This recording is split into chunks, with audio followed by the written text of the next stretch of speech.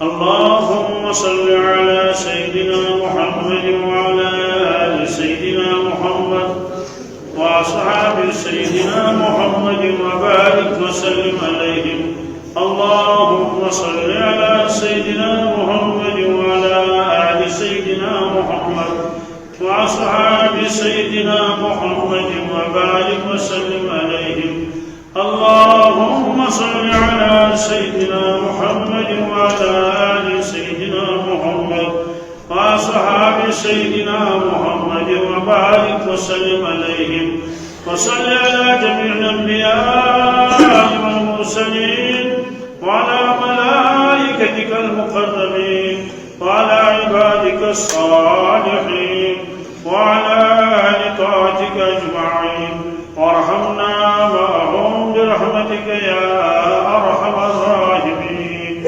رب اشرح لي صدري ويسر لي أمري واحلل عقدة من لساني يفقهوا قولي. رب يسر ولا تعسر ولا تنقص وتمم بالخير وبك نستعين يا فتاح يا فتاح يا فتاح. ایک سال میں 12 مہینے ہوتے ہیں، سب کو معلوم ہے. یہ 12 مہینے کس نے متعین کیے؟ یہ کسی فلسفی نے متعین نہیں کیے، نہ کسی سائنسدان نے. یہ 12 مہینے خود اللہ تبارک تعالیٰ نے متعین فرمائے ہیں. اس کا تذکرہ سورہ توبہ میں ہے. ان عدت الشہور عند اللہ 12 شہرا فی کتاب اللہ یوم خلق السماوات والارض منها 4 حرم. اللہ تعالیٰ فرماتے ہیں بے شک مہینوں کی تعداد 12 ہے اللہ کے کتاب میں، لوح محفوظ میں. یہ 12 مہینے کب سے ہیں؟ یوم خلق السماوات والارض، جس دن اللہ تعالیٰ نے آسمان کو بنایا، زمین کو بنایا، اسی دن اللہ نے یہ طے کر لیا کہ ایک سال 12 مہینے کا ہوگا. منہا 4 حرم، ان 12 مہینوں میں 4 مہینے تعظیم کے ہیں، قابل احترام ہیں. یہ آدم علیہ السلام کے وقت سے ہی چلا آ رہا ہے. یہ 4 مہینے کون سے ہیں؟ ایک ہے رجب، اس کے بعد درمیان میں شعبان آتا ہے، رمضان، شوال، 3 مہینے کو چھوڑ کر پھر 3 مہینے لگاتار آتے ہیں، ذی القعدہ، ذی الحجہ اور محرم. رمضان شریف کی فضیلت وہ الگ ہے، لیکن یہ 4 مہینے اشہر حرم کہلاتے ہیں. ان 4 مہینوں میں 2 حکم تھے پچھلی امتوں کو. ایک تو یہ کہ وہ ان 4 مہینوں کا احترام کرے، ان میں خوب عبادت کرے. دوسرا حکم یہ تھا اس میں جنگ نہ کرے، لڑائی نہ کرے. زمانہ جاہلیت میں بھی ان 4 مہینوں کا احترام کیا جاتا تھا، اور حتیٰ کہ مکہ شریف کے رہنے والے لوگ وہ شرک کرتے تھے، مشرک تھے، موحد نہیں تھے، طرح طرح کے گناہوں میں مبتلا تھے، شراب بھی پیتے تھے، کیا کیا نہیں کرتے تھے. لیکن ان 4 مہینوں کا احترام وہ بھی کرتے تھے. احترام اس اعتبار سے کہ وہ لڑتے نہیں تھے. رجب کا مہینہ تو ایک ہے، اس میں بھی وہ لڑتے نہیں تھے، صبر کرتے تھے، جنگ نہیں کرتے تھے، لوٹ نہیں کرتے تھے. بہرحال 1 مہینہ تو نپ جاتا تھا.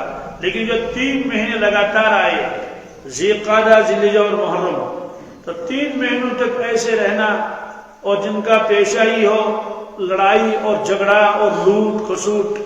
اب وہ 3 مہینے لگاتار بیٹھے ہوئے ہیں اور تلوار اور ہتھیار کو انہوں نے اپنے گھر میں رکھا ہے. کوئی کسی کو چھیڑتا ہی نہیں، مارتا ہی نہیں، کوئی جنگ نہیں. تو ان 3 مہینوں میں یہ لوگ آرام سے رہتے تھے، میٹھی نیند سوتے تھے. معلوم ہے کہ آج کوئی حملہ نہیں کرے گا. انہی 3 مہینوں میں یہ لمبے سفر کرتے تھے. ملک شام جاتے تھے، یمن جاتے تھے، یمن والے ادھر آتے تھے، شام والے ادھر جاتے تھے. معمور ہوتے تھے راستے، کوئی خطرہ نہیں، کوئی ڈاکو نہیں، کوئی لوٹ کھسوٹ نہیں. تو جب یہ 3 مہینے گزر جاتے تھے، ذی القعدہ، ذی المحرم، تو جو محرم کی 29ویں تاریخ ہوتی تھی، اس میں یہ لوگ دیکھتے تھے چاند نکلے گا یا نہیں نکلے گا. بس اس انتظار میں تھے، جیسے وہ بھوکے بھیڑیے ہوتے ہیں کہ بھوکے ہیں، اب کہیں سے بھی کوئی ریوڑ مل جائے بکریوں کا اور بھیڑ کا فوراً حملہ کریں اور اپنی بھوک مٹائیں، انتظار میں رہتے تھے۔ جو ہی دیکھا کہ اور چاند نکلا سفر کا تو فوراً ہتھیار اٹھا کے حملہ کرتے تھے چھوٹی چھوٹی بستیوں پر، ناتوانوں پر، کمزوروں پر۔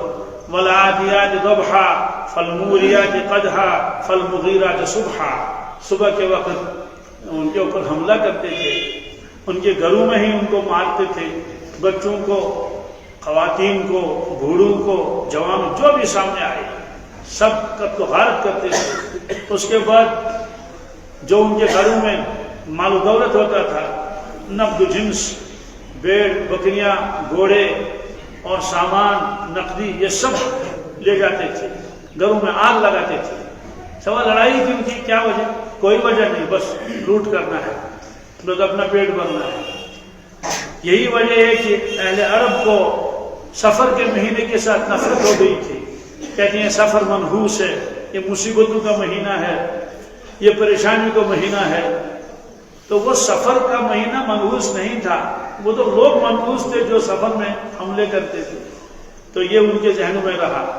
اللہ کے نبی صلی اللہ علیہ وسلم فرمایا سفر منحوس نہیں ہے، سفر مظفر ہے۔ یہ تو لوگ غلطی کرتے تھے، بھوکے ہوتے تھے 3 مہینے کے۔ بہرحال سفر منحوس نہیں ہے۔ یہ وائرس چلتا رہا اور پورے عالم میں گھوما، جسے حاتم دئی کی سخاوت، حالانکہ وہ تو عرب کے رہنے والے تھے لیکن پورے عالم میں مشہور ہو گیا حاتم دئی کی سخاوت۔ ایسے سفر منحوس ہے، یہ وائرس ایسے چلا، یہ مشرق و مغرب، جنوب و شمال میں پھیلا اور لوگوں کے ذہنوں میں راج پہ سفر تو بالکل ہی منحوس ہے، تو بے برکت مہینہ ہے، اسے سفر میں شادی نہیں کرنی چاہیے، سفر میں نئے مکان کے اندر داخل نہیں ہونا چاہیے، سفر میں کوئی کار خیر نہیں کرنا چاہیے۔ اللہ کے نبی صلی اللہ علیہ وسلم فرمایا کہ نہیں، ایسا نہیں ہے، سفر مظفر ہے۔ بہرحال دوسرا حکم تھا کہ جنگ نہیں کریں گے، تو اس امت میں ایک حکم تو منسوخ ہو گیا، ایک برقرار رہا۔ برقرار کون سا رہا کہ ان 4 مہینوں میں عبادت کرو، باقی مہینوں سے زیادہ، کیونکہ یہ 4 مہینے بہت افضل ہیں۔ اور دوسرا حکم جو تھا، اچھا یہ آگے، دوسرا حکم جو تھا کہ آپ جنگ نہیں کریں گے، لڑائی نہیں کریں گے، وہ حکم منسوخ ہو گیا اس شریعت میں۔ یعنی اگر کسی جگہ ضرورت پڑ جائے تو اس وقت جو ہے وہ شریعت میں اجازت دی ہے کہ لڑنے کی۔ بہرحال یہ 3 مہینے لگاتار ہیں، ذی القعدہ، ذی الحجہ اور محرم۔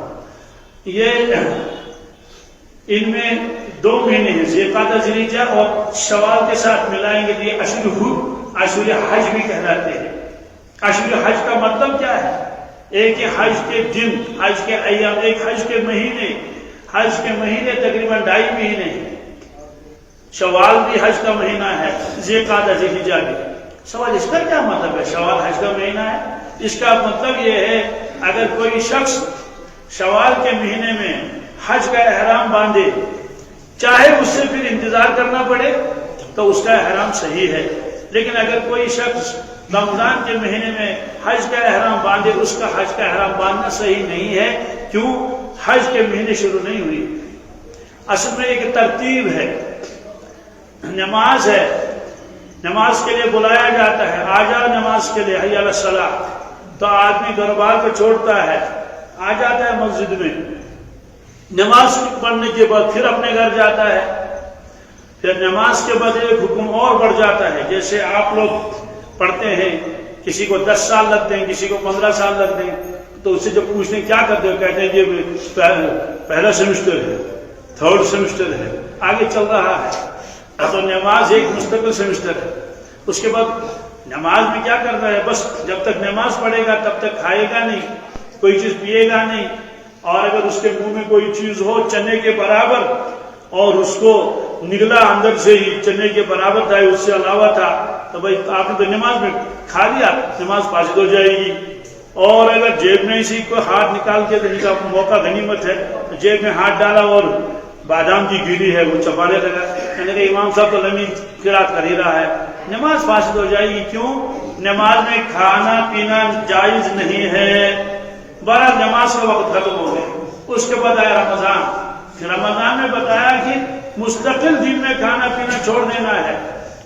اسی طرح سے تعلقات جو ہوتے ہیں میاں بیوی کے وہ چھوڑنے ہیں، کیونکہ آپ روزے میں چلو روزہ ہے اور چھوٹ گیا لیکن ہے تو گھر میں ہی، سحری بھی گھر میں کھا رہا ہے، افطاری بھی گھر میں کھا رہا ہے اور سو رہا ہے گھر میں، کام بھی کر رہا ہے۔ تو آپ اعتکاف کر لو اور ایک ٹریننگ کورس آپ کے لیے شروع ہو گیا تو آ گیا اعتکاف میں، بتا دیا کہ آپ مسجد سے باہر نکل ہی نہیں سکتے ہیں، جو ہی مسجد سے باہر نکلیں گے تو آپ کا اعتکاف ٹوٹ جائے گا۔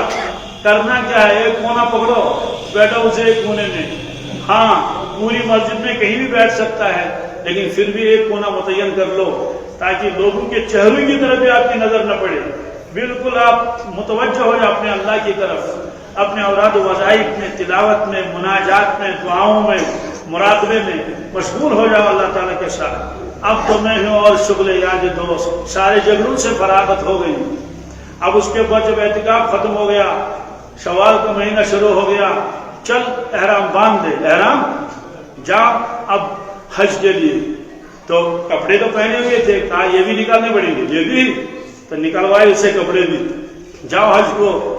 تو گھر بار بھی یہی چھوڑ دیا، اہلیہ بھی یہی چھوڑ دیے، کپڑے بھی نکال کے رکھ دیے، نہ سر پر کچھ ہے، نہ جوتا پہننے کی اجازت ہے، نہ موزہ پہننے کی اجازت ہے، ہوائی چپل پہنو چلے جاؤ۔ اب تو تم بالکل اللہ کے عاشق ہو گئے، دیوانے ہو گئے۔ جاؤ، دیوانوں کو میک اپ سے کیا غرض ہے، دیکھو ناخن نہ اتارنا اور جو بال نہ بنانا، خوشبو نہ لگانا، مجھے 2 چادریں کافی ہے، جاؤ۔ تو یہ اس سے ایک ترتیب ہے۔ تو حج کے مہینے شروع ہو جاتے ہیں شوال سے۔ ایک ہے حج کے دن ایام حج، وہ ہوتے ہیں ذی الحجہ میں، اس کو ذی الحجہ کہتے ہیں، حج والا مہینہ۔ قرآن پاک نے حج بھی کہا، حج بھی کہا، یعنی ہا کے نیچے زیر لگائیں گے تب بھی صحیح ہے، ہا کے اوپر زبر لگائیں گے تب بھی صحیح ہے، لیکن عوام میں مشہور حج یہ ہے۔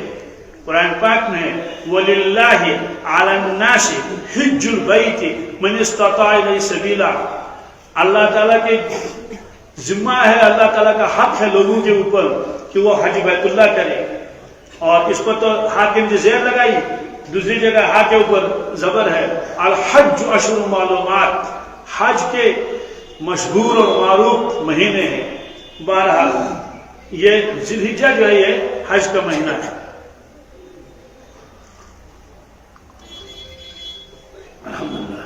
آپ حضرت موبائل بند رکھ لیجیے، 10 منٹ کے ہیں، 15 منٹ کے اتنا سبق کر لیجیے۔ اللہ کے نبی صلی اللہ علیہ وسلم نے ایک ہی حج کیا ہے، اس کو حجۃ الوداع کہتے ہیں، حجۃ الوداع بھی کہہ سکتے ہیں، وہاں کے لیے زیر و زبر دونوں لگا سکتے ہیں۔ بہرحال سن 9 ہجری میں حج فرض ہوا، 9 ہجری میں۔ کیا آواز نہیں آ رہی؟ باہر آواز نہیں آ رہی؟ یہ تو زیادہ گونجتی ہے نا۔ سن 9 ہجری میں حج فرض ہوا، لیکن اس سال آپ صلی اللہ علیہ وسلم نے حج نہیں فرمایا، بلکہ حضرت ابوبکر صدیق رضی اللہ تعالیٰ عنہ کو امیر الحاج بنایا، حاجیوں کا امیر بنایا، اور ان کو فرمایا کہ ان کو حج کراؤ۔ تو حضرت ابوبکر صدیق رضی اللہ تعالیٰ عنہ نے حج کرایا، واپس آ گئے۔ اس کے بعد سن 10 ہجری شروع ہوا، جب حج قریب آنے لگا، حضرت رسول اللہ صلی اللہ علیہ وسلم نے جو دور دور کے لوگ آتے تھے ملاقات کرنے کے لیے، ان کے ذریعے پیغامات بھیجتے تھے علاقوں میں کہ اس سال خود حج فرمائیں گے۔ حضرت رسول اللہ صلی اللہ علیہ وسلم جس شخص کو حج کرنا ہو تیاری کر لے۔ یہی وجہ ہے کہ حضرت ابوبکر صدیق کے ساتھ بہت کم حاجی تھے، ان کی تعداد زیادہ نہیں تھی، لیکن جب اگلے سال خود حج فرمایا رسول اللہ صلی اللہ علیہ وسلم نے، اور دور دور تک یہ آواز پھیل گئی تھی کہ حضرت خود تشریف لے جا رہے ہیں، اس لیے قافلے آئے اور ملتے گئے۔ 26 ذوالقعدہ کو رسول اللہ صلی اللہ علیہ وسلم مدینہ طیبہ سے نکلے۔ ذوالحلیفہ جو 12 کلومیٹر ہے مسجد نبوی سے، وہاں اپنے احرام باندھا اور صحابہ وہاں جمع ہو گئے۔ اس کے بعد آپ نکلے، 9 دن سفر رہا، اور آپ 4 ذی الحجہ کو مکہ شریف پہنچے۔ اور راستے میں جتنے قبائل تھے ان کے لوگ بھی آتے گئے ملتے گئے، آتے گئے ملتے گئے، یہاں تک کہ عرفات کا جب دن ہوا اس میں صحابہ کرام صرف مردوں کی تعداد 1,24,000 کے آس پاس تھی، خواتین کے علاوہ مردوں کی تعداد، یعنی کثیر تعداد میں لوگوں نے شرکت کی۔ تو اس میں حج بھی ہوتا ہے۔ دوسرا جو اہم عمل ہے وہ ہے قربانی۔ یہ قربانی یہ پچھلے زمانے سے بھی چلی آ رہی تھی، قرآن پاک میں ہے۔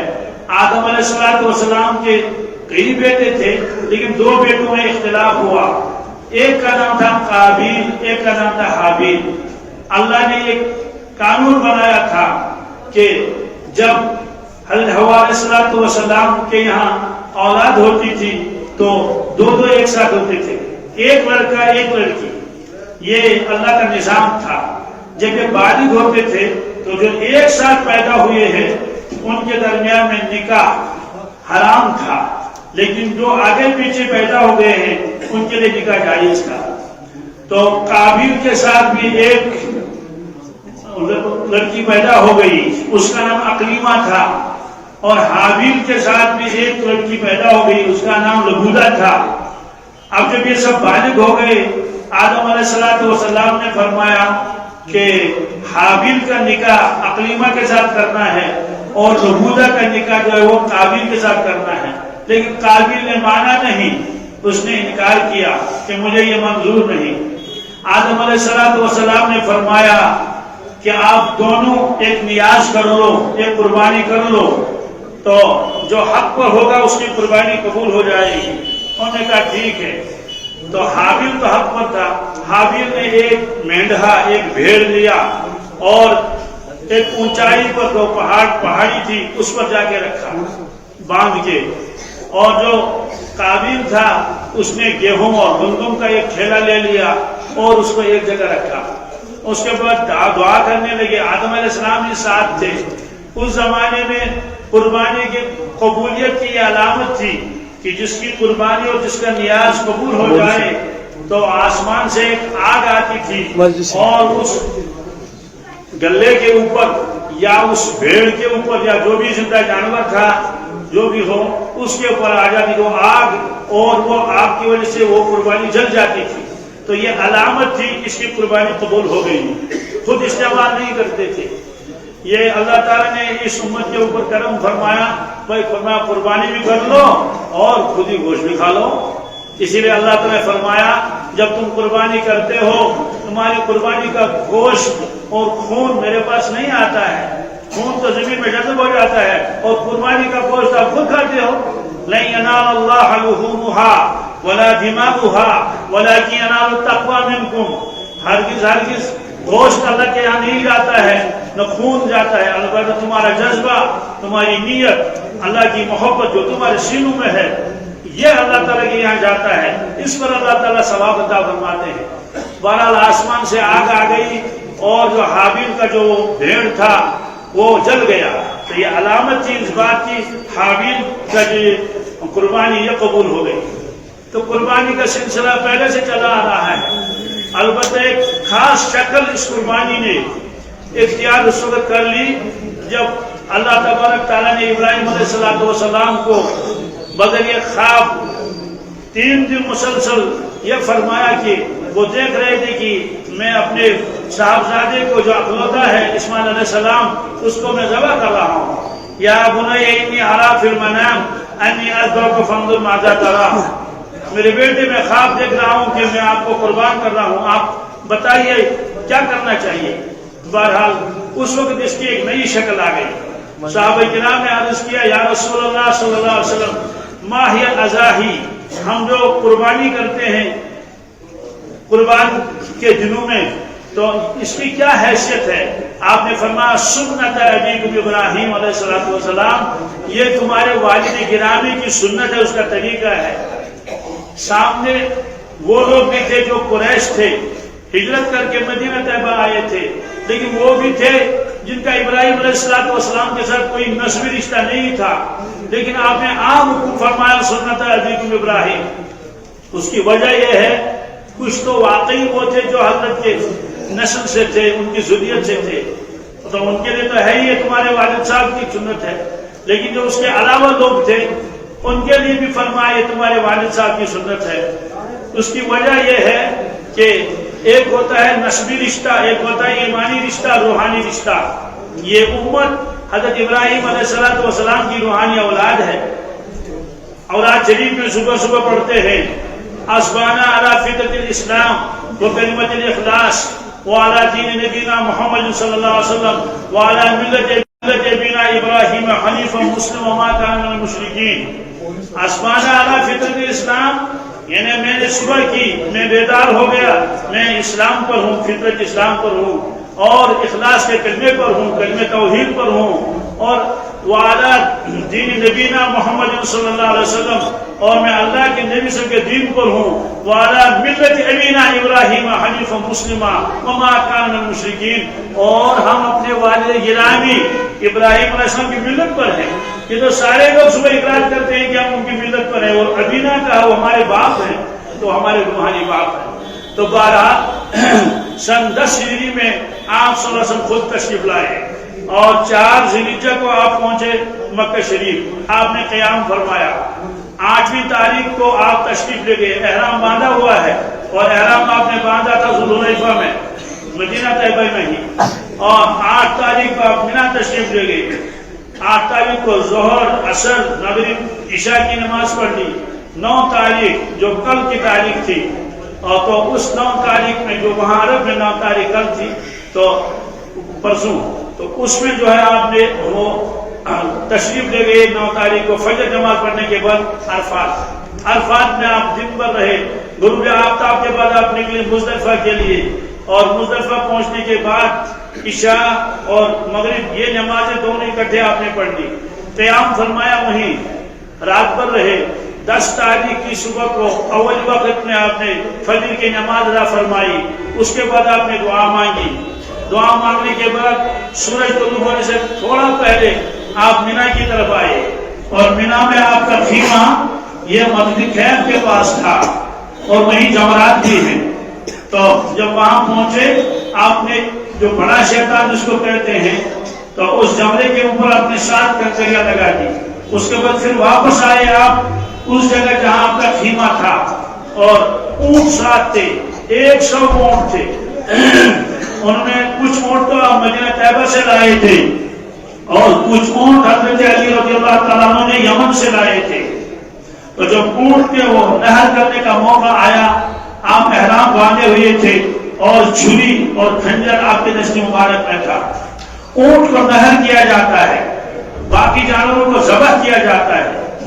فرق تو بس اتنا ہے صرف اصطلاح کا، تو باقی جانوروں کو زمین پر لٹایا جاتا ہے، ان کے پاؤں وغیرہ بند کر کے پھر اس کو ذبح کیا جاتا ہے بسم اللہ اللہ اکبر۔ لیکن اونٹ کا سنت طریقہ ہے کہ کھڑا ہی اونٹ کے سینے میں جہاں گردن شروع ہوتی ہے اس میں برچھا مارتے ہیں، اس سے خون کا فوارہ نکلتا ہے۔ جب خون بہت نکلتا ہے تو جانور خود بخود ہی کمزور ہو کے بیٹھ جاتا ہے، لیکن اونٹ چونکہ طاقتور جانور ہے اور شرارتی بھی ہے، یہ اس کو معلوم ہوتا ہے کہ مجھے ذبح کریں گے، یہ حملے کرتا ہے، یہ بھاگنے کی کوشش کرتا ہے، لہذا اہل عرب اس کو کیا کرتے تھے، اس کی ایک ٹانگ کو باندھ کے رکھتے تھے، کھونٹی سے باندھتے تھے، کسی ستون سے باندھ کے رکھتے تھے تاکہ بھاگ نہ جائے۔ لیکن اس کے بعد ایک اور ٹانگ کو یہ فولڈ کرتے تھے، اس کو موڑ کے ایسے رکھتے تھے، پھر اس میں رسی باندھتے تھے۔ اب یہ اونٹ صرف 3 ٹانگوں پر کھڑا ہے، بھاگنے کا موقع نہیں، اور نکیل اس میں لگی ہوئی ہے، تو پھر ایک آدمی اس نکیل کو پکڑ لیتا تھا، اس کی گردن کو ادھر موڑتا تھا، ادھر، تاکہ دائیں طرف اس کی نظر نہ رہے۔ دائیں طرف ایک آدمی بیٹھا ہوا یا بائیں طرف جدھر بھی ہو، وہ کھنجر چھپائے ہوئے ہوتا تھا۔ تو جب دیکھا کہ اونٹ اب دیکھ نہیں رہا ہے، اونٹ کی گردن ادھر کو موڑ دی گئی، تو وہ کھنجر لاتا تھا چپکے سے اور اس کے سینے میں اس کو گھساتا تھا اور بسم اللہ اللہ پڑھ لیتا تھا۔ یہ نہر کا طریقہ ہے۔ حضرت عبداللہ فرماتے ہیں رضی اللہ تعالیٰ، آپ کا دھیان میری طرف ہے نا جی، حضرت عبداللہ فرماتے ہیں کیا عجیب منظر دیکھا میری آنکھوں نے، کیا عجیب منظر دیکھا میری آنکھوں نے، حیران کن منظر۔ کیا منظر دیکھا کہ جب قربانی کا وقت آ گیا، اللہ کے نبی صلی اللہ علیہ وسلم کے سامنے اونٹوں کا ایک ریوڑ تھا. آپ نے ایک صحابی سے اشارہ کیا ایسے, کہا کہ اونٹ کو لاؤ. تو یعنی اس اونٹ کو ادھر لاؤ, ہم اس کو قربان کریں گے, اس کو نہر کریں گے. حضرت عبداللہ فرماتے ہیں میں نے اونٹ کو اشارہ کیا, اونٹ خود چل کے آیا اور حضرت کے سامنے کھڑا ہوا. تو رسول اللہ نے کہا بسم اللہ الرحمن الرحیم. نہ تو ٹانگ اس کے باندھنے کی ضرورت پیش آئی, نہ اس کے ساتھ یہ ہیلا کرنے کی ضرورت پیش آ جائی آگے کہ اس کا کسی گردے کو موڑو. جو ہی وہ پیدا ذبح ہو گیا اس کو تو چھری مار دیا آپ نے. تو جو باقی اونٹ تھے وہ بھاگے نہیں, ورنہ ایسے موقع پر اونٹ بھاگتا ہے نا, جان تو ہر ایک کی ہے. وہ اونٹ دوڑ کے آئے حضرت کی طرف اور کوشش کرتے رہے کہ سب سے پہلے میں قربان ہو جاؤں, سب سے پہلے میں قربان ہو جاؤں. بس بھیڑ لگا دی انہوں نے. تو اب بھیڑ کی وجہ سے ہم روک رہے ہیں, کن کو, اونٹوں کو روک رہے ہیں کہ بھائی بھیڑ نہیں ہونی چاہیے. تو آپ برچھا مارتے رہے اور اونٹ خود ادھر کو چلتا گیا تاکہ دوسرے اونٹوں کے لیے کیا چھوڑے, جگہ چھوڑے. اب سوال ہے کہ وہ بھاگے کیوں نہیں, کیوں بھاگتے؟ وہ پہچانتے تھے یہ محمد رسول اللہ صلی اللہ علیہ وسلم اور یہ اللہ کے نبی ہیں. ان کو معلوم تھا کہ آج ہم کو قربان ہونا ہے اللہ کے نام پر, اور قربان کرنے والا, ذبح کرنے ہر کرنے والا خود محمد رسول اللہ صلی اللہ علیہ وسلم. اس سے زیادہ بڑھ کر ان کے لیے کیا ثابت ہو سکتی. تو اونٹوں نے ہم کو پہچانا, اور جانوروں نے ہم کو پہچانا, بکریوں نے پہچانا, اور حتیٰ کہ بھیڑیا نے بھی پہچانا اور ہرنی نے بھی پہچانا. ہر چیز کو پہچان کی ہے. مشائخ فرماتے ہیں بزرگان دین, افسوس انسانوں نے نہیں پہچانا. کچھ نے پہچانا, کچھ نے نہیں پہچانا. کسی نے دشمنی کرتے تھے, حملے کرتے تھے, بیکار کرتے تھے. کچھ لوگوں نے ایمان بھی نہیں لایا, ان کی نبوت کا انکار کیا. لست مرسلا, آپ کو کس نے نبی بنایا؟ دوستو, تو جانوروں کو پہچانتے تھے. اور آج کل کا کلمے پڑھنے والا کتنے لوگ ایسے اعتراض کرتے ہیں. ایک جوان نے کہا ہے ایسے محمد رسول تم اس پابندی کیا, یعنی انہوں نے ہم کو پابندی رکھی ہے, یہ کرو وہ کرو یہ کرو. تو ہم کو آزاد ہونا چاہیے تھا. کیا کرنا ہے, بس جیسے کرسمس منانا ہے, سال بھر کے بعد آگے تھوڑا سا کچھ کیک وغیرہ کھا لیا, اللہ کا فیصلہ, بس یہ ہونا چاہیے. باقی ہم سے کہا جاتا ہے کہ نمازیں پڑھو, زکات دے دو, نیک بن جاؤ, صالح بن جاؤ, رشوت مت لے لو, وہ گناہ مت کرو, یہ کرو. یہ پابندیاں ہم کو محمد سے رکھی ہیں. افسوس اس نوجوان پر, ایسے دماغ پر, یہ پابندیاں ہیں. یہی چیزیں تو انسان بنتا ہے. اس سے تو انسان جو اللہ کا محبوب بنتا ہے. ورنہ تو انسان صرف گوشت کا نام تھوڑا ہے. آنکھ اور پیر یہ تو جانوروں کے لیے ہوتے ہیں. اسی لیے ارشاد فرمایا رسول اللہ صلی اللہ علیہ وسلم نے کہ سارے لوگ محشر کے میدان میں انسانی شکل میں نہیں اٹھیں گے. عرض کیا گیا کہ کس شکل میں اٹھیں گے؟ بے شمار لوگ خنزیر کی شکل میں اٹھیں گے.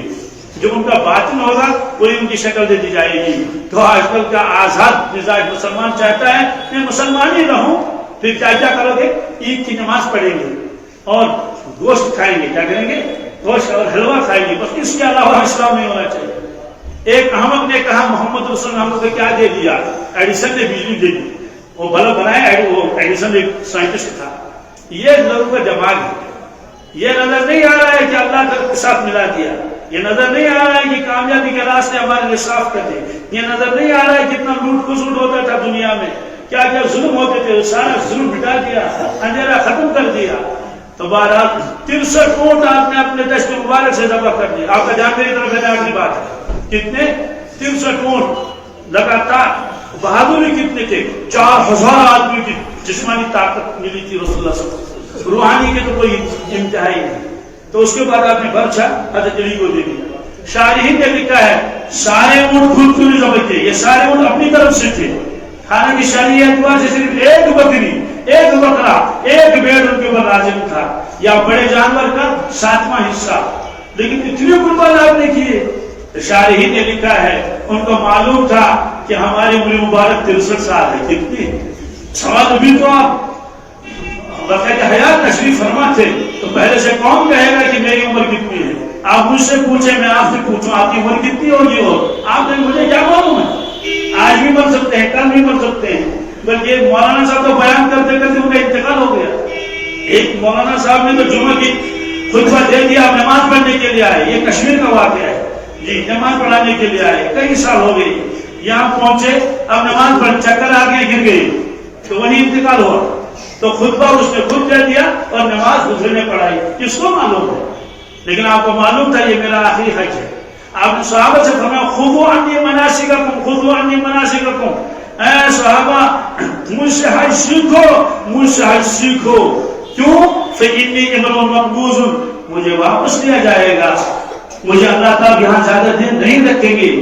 عرفات کے میدان میں آپ نے فرمایا اے صحابہ یہ کون سا میدان ہے؟ انہوں نے عرفات کا میدان ہے۔ آج کیا تاریخ ہے؟ آج 9 ذی الحجہ ہے۔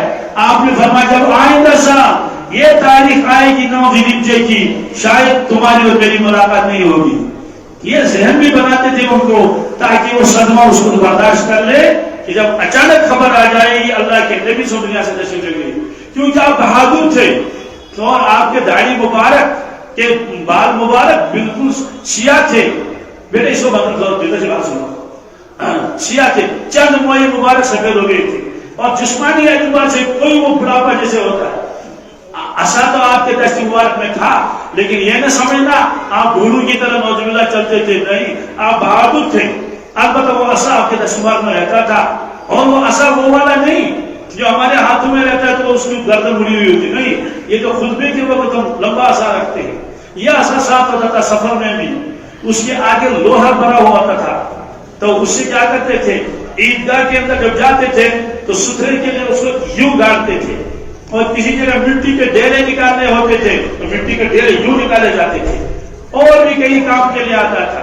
وہ اس لیے نہیں تھا کہ آپ ضعیف اور ناتوان اور کمزور تھے، اتنے بہادر تھے، تو کسی کے ذہن میں بھی یہ نہیں تھا، وہ گمان میں بھی یہ نہیں تھا کہ حضرت تشریف لے جائیں گے۔ ان کا معلوم تھا نوح علیہ السلام کی عمر مبارک 950 سال تھی، کبھی اس سے بھی زیادہ۔ آدم علیہ السلام کی کتنی تھی؟ کسی نبی کی 300 سال، کسی کی 500 سال، حضرت کا 100 سال میں بھی نہیں ہوا۔ آپ فرماتے تھے کہ شاید تمہاری میری ملاقات نہیں ہوگی۔ حضرت معاذ بن جبل اور حضرت ابو موسیٰ اشعری رضی اللہ عنہما کو آپ نے مدینہ طیبہ سے یمن بھیجا، گورنر بنا کے۔ یمن کے 2 حصے تھے، ایک حصے کی ذمہ داری حضرت ابو موسیٰ اشعری کے اوپر ڈال دی، اور دوسرے حصے کی ذمہ داری حضرت معاذ بن جبل کو ڈال دی۔ معاذ بن جبل کو گھوڑے پر سوار فرمایا اور وہ چلتے گئے، حضرت پیدل چل رہے تھے۔ فرمایا یسرا ولا تعسرا، بشرا ولا تنفرا، فرمایا دیکھو وہ نامسلم ہے، اور اس لیے ان کے ساتھ آسانی کا معاملہ کرنا، سختی ان کے ساتھ نہ کرنا، اسی طرح سے ان کو بشارتیں سنانا، ان کو متنفر مت کرنا، ان کے ساتھ اچھا سلوک کرنا، اور بھی کچھ چیزیں فرمائی۔ بِمَا تَقْضِي، فیصلے کیسے کرو گے؟ آپ نے فرمایا ایسے کریں گے۔ پھر آخر میں آپ نے فرمایا معاذ جا رہے ہو، سنو جب تم واپس آؤ گے اگلے سال تو میری ملاقات نہیں ہوگی، میری ملاقات یعنی میرا انتقال ہوا ہوگا۔ یہ سن کر حضرت معاذ کے اوپر گریہ طاری ہوا، یہ تو ہم کو سمجھ میں بھی نہیں آئے گا، اور دیکھ رہے تھے بار بار چہرے مبارک کو کہ یہ تو آخری دیدار ہے، کیونکہ حضرت نے فرمایا جب واپس آؤ گے تو میری ملاقات نہیں ہوگی، میرے قبر شریف کے پاس سے گزرو گی۔ پھر جب دیکھا اس کے اوپر گریہ طاری ہوا اور گردن یوں ہے، گھوڑے کا رخ تو سامنے ہے نا، تو فرمایا کہ معاذ بن جبل تم جاؤ اللہ کے حوالے، تم مجھ سے دور نہیں، تم مجھ سے، فرمایا جو میرا امتی میرا فرمان بردار ہوگا، فرمایا من کان این کان، جو بھی ہوگا جہاں بھی رہتا ہو دنیا میں وہ میرے قریب ہے، وہ میرے، اس لیے تم یہ غم نہ کرنا کہ میں مدینہ طیبہ کو چھوڑ کر یمن جا رہا ہوں اور آپ خود نہیں جا رہے، میں آپ کو بھیج رہا ہوں، اس میں میری خوشی ہے۔ تو بہرحال وہ تشریف لے گئے اور روتے روتے چلے گئے، اور بار بار مڑ مڑ کے دیکھ رہے تھے مدینہ طیبہ کی طرف اور اللہ کے نبی صلی اللہ علیہ وسلم کی طرف۔ تو حضرت نے جب دیکھا اس کے بعد گریہ طاری ہوا، اپنا چہرے مبارک مدینہ طیبہ کر لیا اور واپس آ گئے۔ تو یہ فرمایا جب آئندہ سال آؤ گے میری ملاقات نہیں ہوگی۔ اس نے 63 اونٹ کیے، کیوں؟ عمر مبارک کتنی تھی؟ 63 سال کی تھی، باقی جو 37 بچ گئے 100 میں سے۔ تو حضرت علی رضی اللہ تعالیٰ کو برچہ دے دیا، خنجر دے دیا، فرمایا کہ علی آپ ان کو ذبح کر دیں، چونکہ حکم یہی ہے کہ قربانی کے گوشت سے کچھ کھا لیں۔ تو آپ نے فرمایا صحابہ کرام سے کہ ہر اونٹ میں سے ایک ایک بوٹی چھوٹی چھوٹی سی نکال کے جمع کر لو، تو ایک دیگچی میں ان کو بھر دیا، تو 100 جو ہے یہ وہ ہیں۔ اب آدمی 100 کیسے کھائے گا؟ کیا عقل ہے، اللہ اکبر۔ جب وہ تیار ہو گیا آپ نے شوربے کا ایک پیالہ لایا، کیا؟ تو شوربے کا ایک پیالہ لایا گیا، آپ نے اس کو نوش کروایا، شوربے کا ایک پیالہ۔ گویا کہ جتنی قربانی آپ نے کی ہر میں سے کچھ نہ کچھ تو آپ نے نوش فرما دیا۔ ایک اور مسئلہ ہے، آپ اول وقت عید کی نماز پڑھتے تھے، یہ طے ہے. عیدگاہ میں ہی آپ قربانی کرتے تھے، کبھی کبھی صحن مبارک میں نہیں. لیکن چونکہ یہ جس سال حج کیا اس سال آپ نے قربانی کہاں؟ مینا میں قربانی کر لی. باقی قربانی وہاں کر دی اول وقت میں. اس کی وجہ یہ کہ لوگ دیکھیں قربانی کا طریقہ کیا ہے، مسائل سیکھ لیں. دوسری بات یہ ہے کہ دور دور سے جو غربا آتے تھے نماز پڑھنے کے لیے وہ یہاں سے گوشت لے کر جاتے تھے. آپ اول وقت ایسے کرتے تھے، اس لیے آپ سب سے پہلے اسی میں سے تناول فرماتے تھے. یہ جو کشمیر میں مشہور ہے کہ عید کے دن روزہ رکھنا چاہیے، استغفر اللہ، عید کے دن روزہ رکھنا حرام ہے. عید کے دن روزہ رکھنا حرام ہے. عید کے روزہ رکھنا یہ 5 دن ہے سال میں. عید الفطر کا 1 دن جس کو یکم شوال کہتے ہیں، اور یہ آج کے 4 دن کیونکہ اس میں ایام تشریف بھی آتے ہیں 10 11 12 اور 13. قربانی کی تو صرف 3 ہی دن ہیں، لیکن ایام تشریف جہاں تک ہے اس میں روزہ نہیں رکھ سکتے.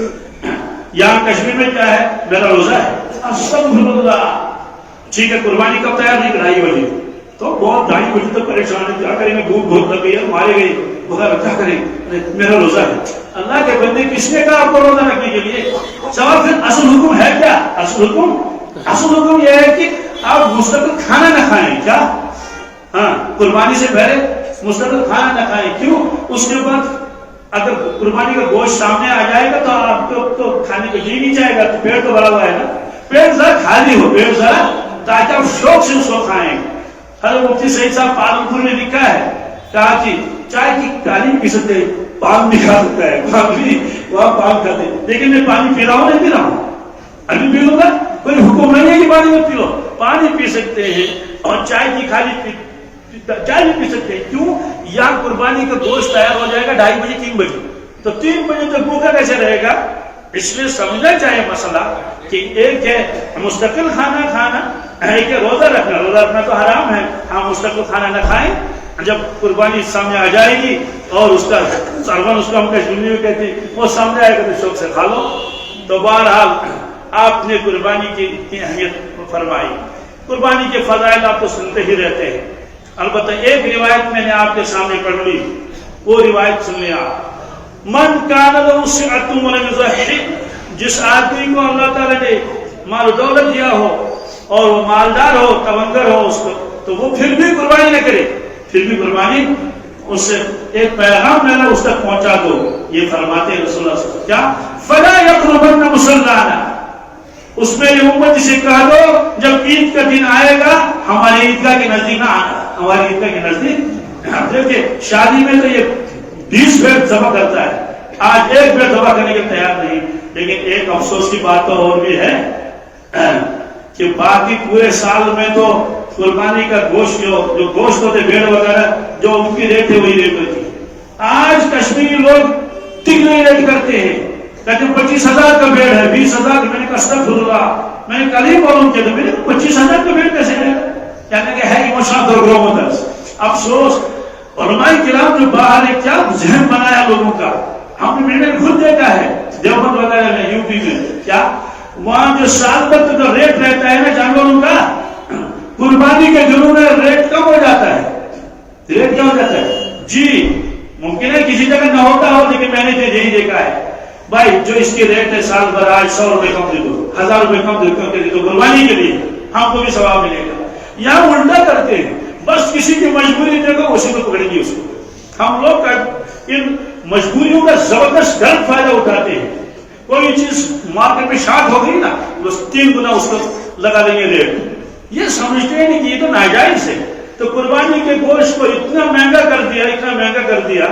مجھے کل ایک صاحب کو ایک قربانی کرنی تھی، تو جب اس نے سو 25,000، کیا اس نے سوچا تھا 10,000 تو مل جائے گا. تو بہرحال یہ گناہ کبیرہ ہے کہ قربانی کے گوشت کو کیا کرتے ہیں. آپ کہیں گے جناب ہمارا تو ان کے ساتھ معاملہ طے ہو گیا، وہ تو راضی ہو گئے، اپنی تو مجبوریاں ہیں، کیا ہیں، وہ بیچارہ کہتا اپنی کیا کروں گا. تو بہرحال فرمایا کہ وہ ہمارے عیدگاہ کے قریب نہ آ جائے. آخری مسئلہ مجھے عرض کرنا ہے، زکوٰۃ اور قربانی کے وجود میں فرق ہے. بہت سارے لوگ اس فرق کو سمجھتے نہیں. وہ سمجھتے میرے اوپر زکوٰۃ فرض نہیں اس لیے قربانی فرض نہیں، حالانکہ قربانی کا نصاب الگ ہے. کیا ہے؟ زکات لازم ہو جاتی ہے نقد پیسوں پر، سونے چاندی پر اور مال تجارت پر۔ مال تجارت نہ تو جو بھی تجارت کرے، چاہے بازاری کی دکان ہو، چاہے میڈیکل شاپ ہو، چاہے اور کچھ ہو۔ بکریوں کے اوپر بھی زکات ہے، لیکن یہاں اتنی بکریاں اور بھیڑ ہوتے نہیں، 40 میں ایک، کیا پھر 120 تک وہی ایک ہی رہے گا، ایک بھیڑ۔ جب 121 بکریاں ہو جائیں گی تو اس کو 2 بھیڑ یا 2 بکریاں دینی ہے، وہ تو الگ مسئلہ ہے۔ یہ 3 چیزیں ہیں، ایک مال تجارت، سونا چاندی، نقد پیسہ۔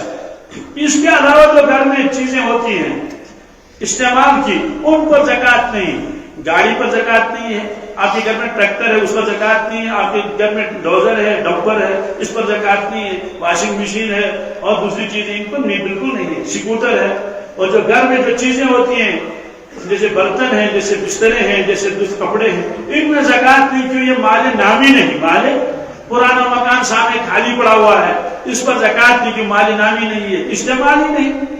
تو جو چیزیں گھروں میں ہیں استعمال میں نہیں ہے اس پر زکات نہیں ہے، لیکن قربانی لازم ہو جائے گی۔